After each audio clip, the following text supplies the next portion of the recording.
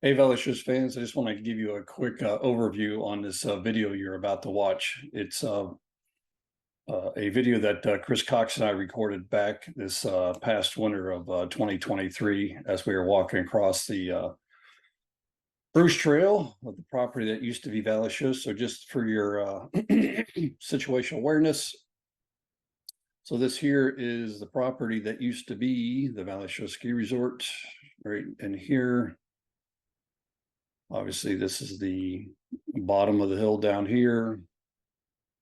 This would be the parking lot area. This is the Hockley Road here. This is the fifth line here.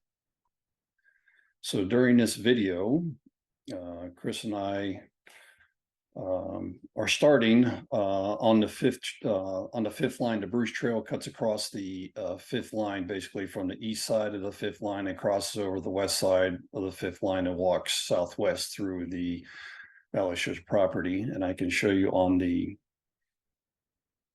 topographical map. Hopefully you'll be able to see the dotted line. Let me zoom in here a little bit.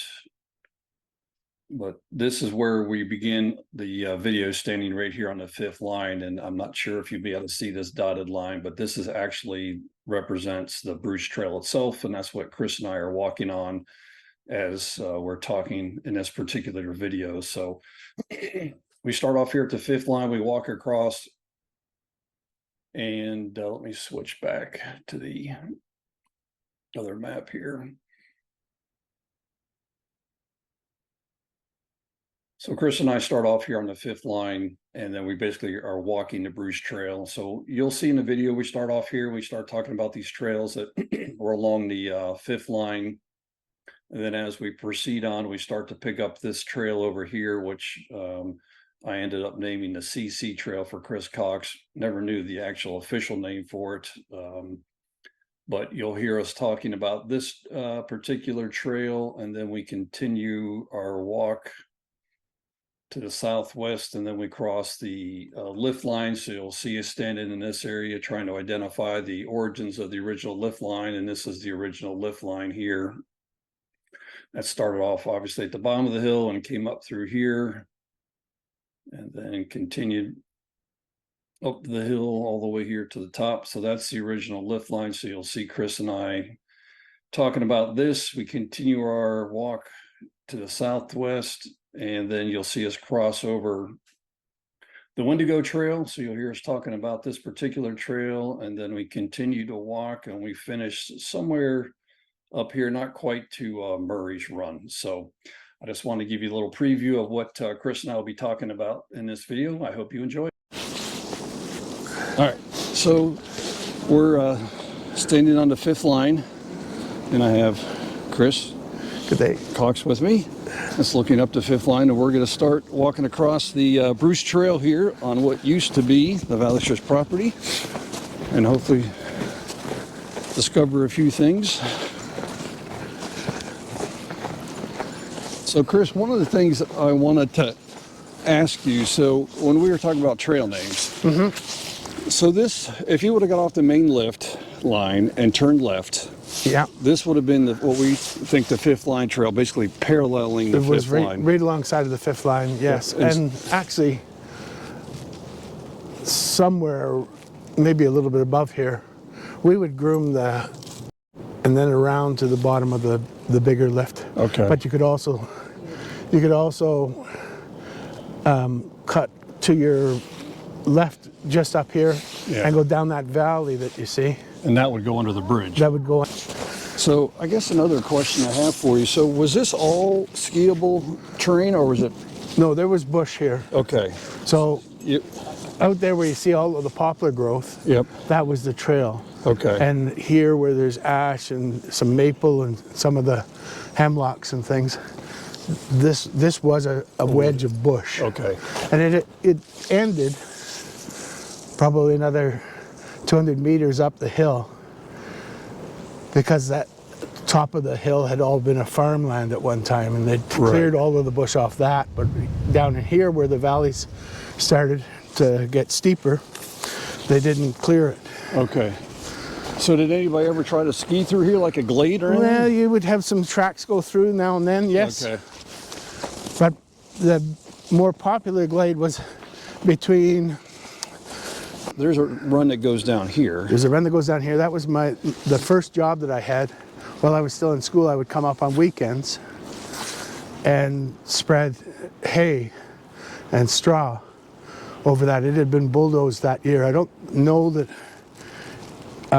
it had been cut that year. I think they may have skied it a few years before that, but they bulldozed it to make it a little bit wider. So as you go down this trail, that will eventually go underneath the bridge as well. That's right. It intersects with the one that went down through that gully. Yeah. And underneath the bridge. And then there was one more trail on the bridge that we see over on the other side. Yep. Just about where it disappears from view, it went down and also connected with this. So the three trails all connected together and went underneath the bridge. Okay. There's a little bit of a conflict with skiers at times. Yeah. Okay. Little traffic jam. It was the last hill that we cut while I was here. Okay. So it basically was as far as the width of the trail, was it literally from... Pretty much everything that looks flat there, that was the width, yeah. Now, one thing I was wondering yesterday when I was walking, back in the day that this ski resort was in operation, I always thought it was neat, the width of the trails. They never seemed really wide. Was that uncommon, or was that just the way Valley Schuss was made? I would say it was less common to most of the ski areas. Most of the ski areas tried to be down a wider face, much more like Huckley Resort. Yeah, like that's what I was thinking, just a big bald hill or whatever. Yeah, even the areas that they tried to ski for a while, they were just like they had been a hill that somebody tried to farm for years. I just always thought that added a neat perspective where it would, to me, it seemed like it would have really made you feel like you were going a lot faster with the trees being so close to you and going through the woods. I just thought that was pretty neat. Yeah, almost every trail was down a valley of some sort. Yeah. A runoff valley.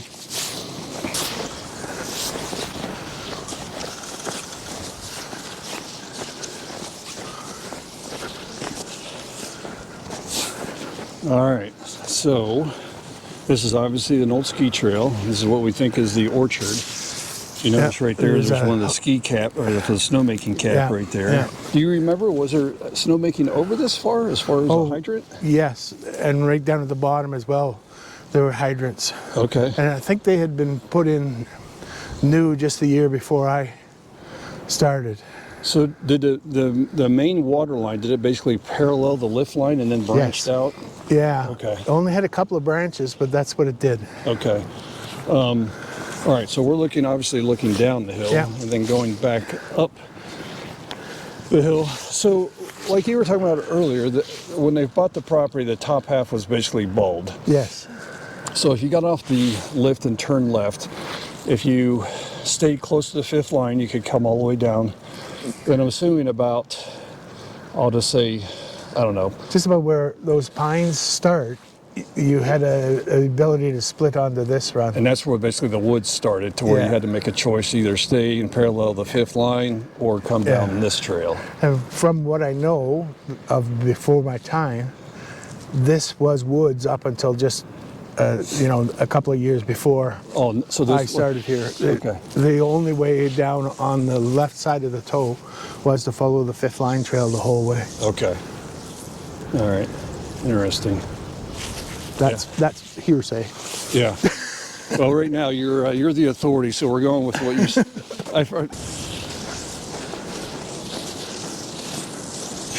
I was thinking yesterday when I was looking. Do you think that might be the lift line going straight up through there? Yeah, it could be. It was very close to the power lines.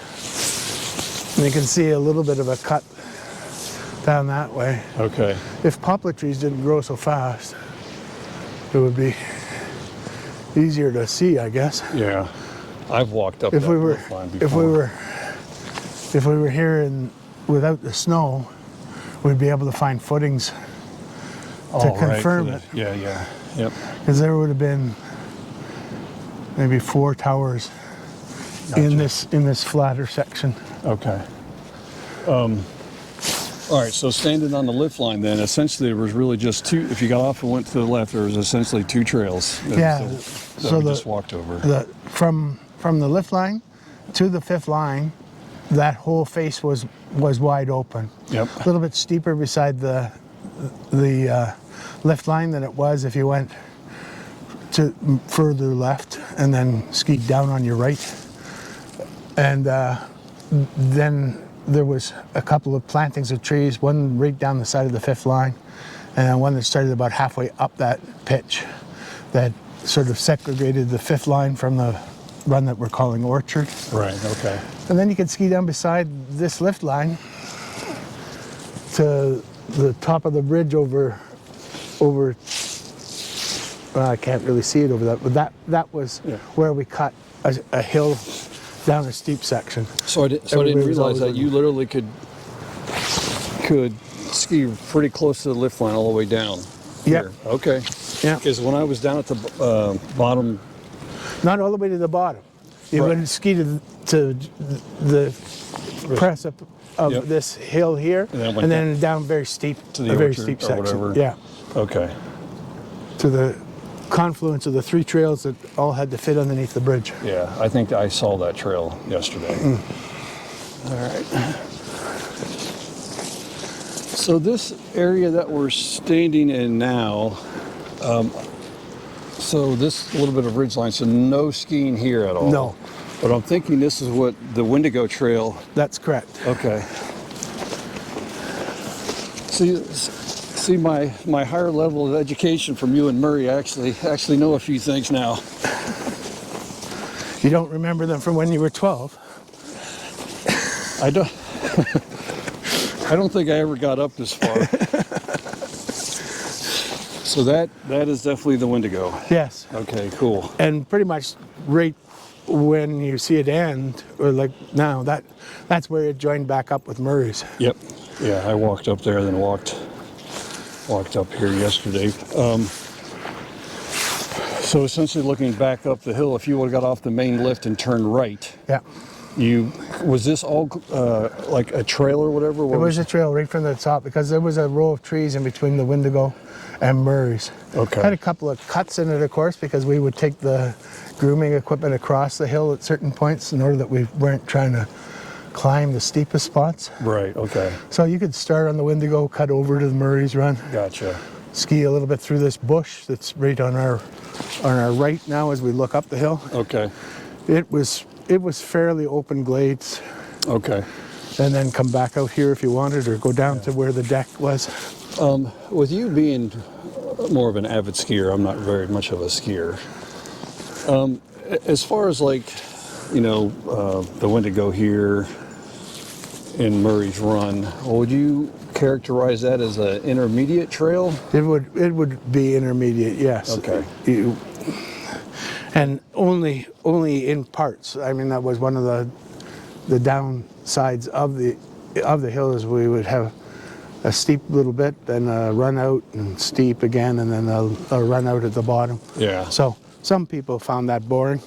Well, but I mean, some people found it very interesting. Yeah, so. but I mean, when you think about it, though, even looking at the top of the hill, you're right. It does kind of flatten out, but it's not too terribly flat. No. But, the most consistent pitch would be Murray's run from top to bottom. And that was the first run that they cut. Yeah.